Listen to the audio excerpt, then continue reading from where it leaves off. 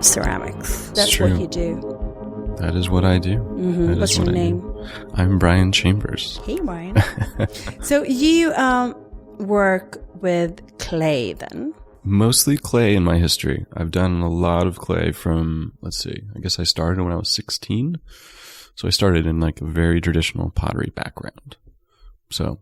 Yeah, and then you went to art school, of course. And then I went to art school and got confused. Started making paintings, you know. Isn't that what everyone does? They go to art school to get confused. Yeah, I think so. I made paintings, and then I kind of put down ceramics for like a number of years. But now I am in a position where I'm getting back into ceramics in a big way. So I'm starting to like really investigate glazes.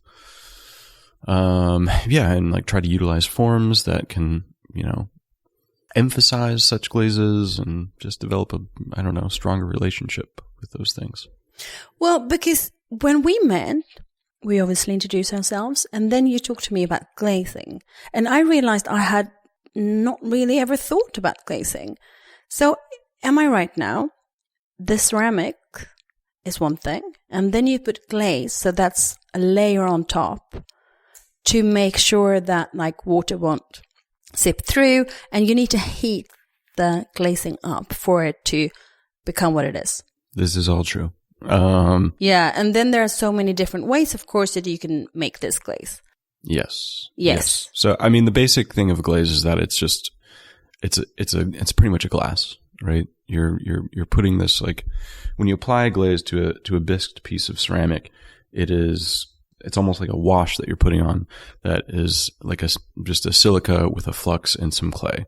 And depending on what those three elements are, you can kind of shift what temperature it's going to melt at. So yeah, depending on what you're doing, you can do low fire, you can do high fire, but yeah, the glaze is just a glass pretty much that's going to melt onto the surface of the clay.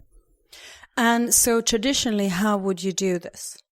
Traditionally, as in, when did we start to use glaze? Do we know? Well, I think so. In a lot of like Chinese pottery, that like they're the first ones to do like high fire like stoneware and like high fire porcelain, I think. And then I'm not sure, because like I think like as a civilization, like we have used ceramics for like thousands of years. But yeah, for like that functional purpose of like going high fire, where then you can use it as like dinnerware and it being sort of completely vitrified. I think that's in the last like 1,000+ years.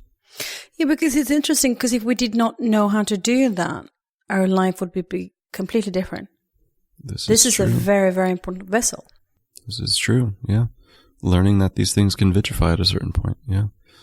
And most of it's like, it's very I feel like you would probably say it's very geographical. So certain areas like developed a kind of glaze because of where they were.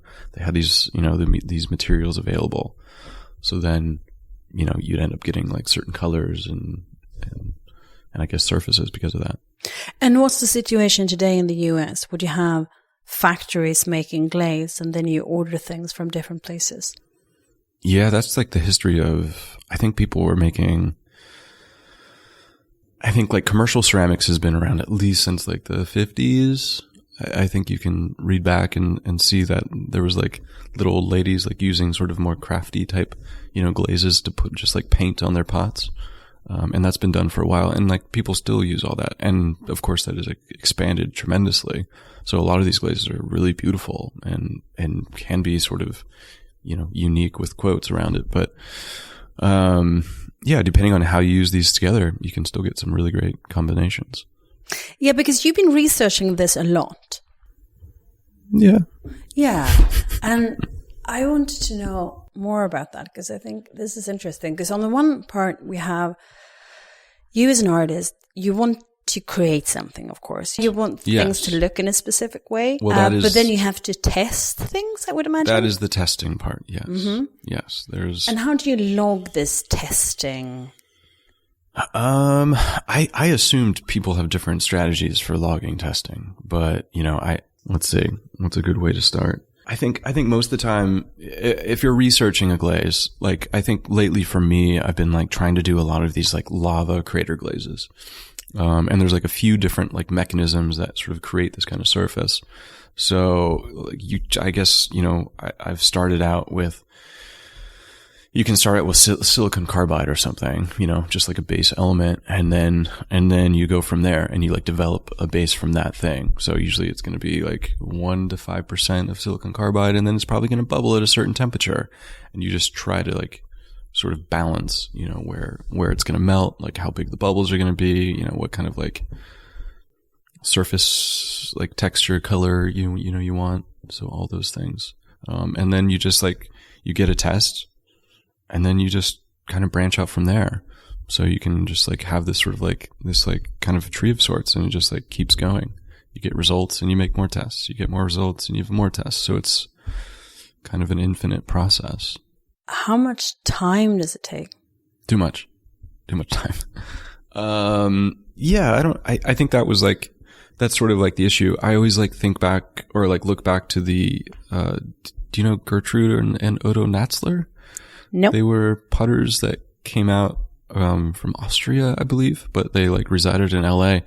And so Gertrude would make the forms of the ceramics, and then Otto was like the glaze technician.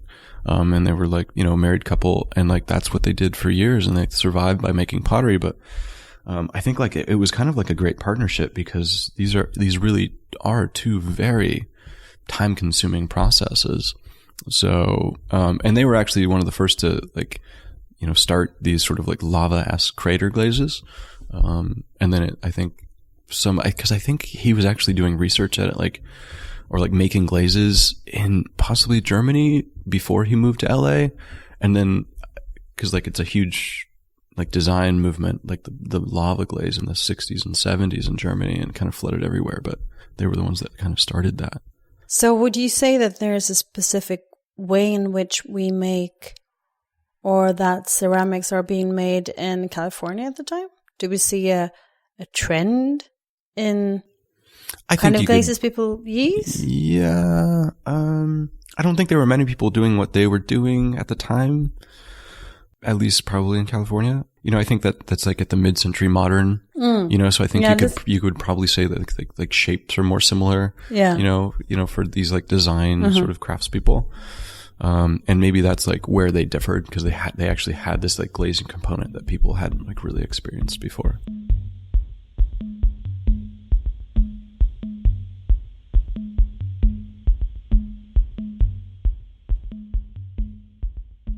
You put a lot of research into the glaze then, of course. So how do you do that? How do you start? You make a form and then you apply the glaze? That must be how you do it.